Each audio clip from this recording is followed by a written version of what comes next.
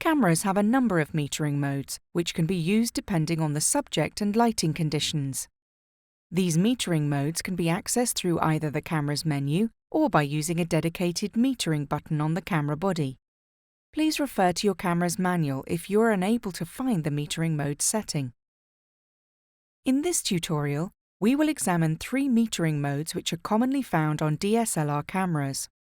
While there may be other metering modes on your camera, we recommend understanding the following 3 modes first. Evaluative metering is the default metering mode for most cameras. It can also be referred to by other names, for example, matrix metering or zone metering.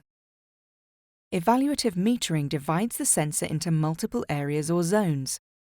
The meter reads light across all of these zones and produces an averaged light meter reading. Evaluative metering is best used when the light is even throughout the scene and doesn't contain overly bright or dark areas.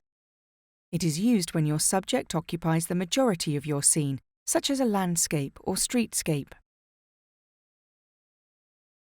Center-weighted average metering determines a correct exposure by reading the available light across the entire scene, but prioritizes light at the center of the scene. This metering mode can be useful in situations where the subject is centered and occupies approximately 2/3 of the scene.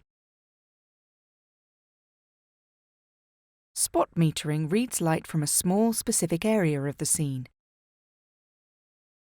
When using spot metering, only 5% of the light in the scene will be measured.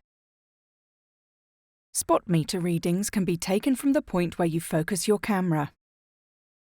Spot metering is very effective in high-contrast scenes, where you want to ensure a specific area of the subject is correctly exposed. Understanding the various metering modes will enable you to accurately determine the exposure levels of a scene. This will help you to correctly expose your images in various lighting conditions. Always remember to check your metering mode settings before you start a shoot.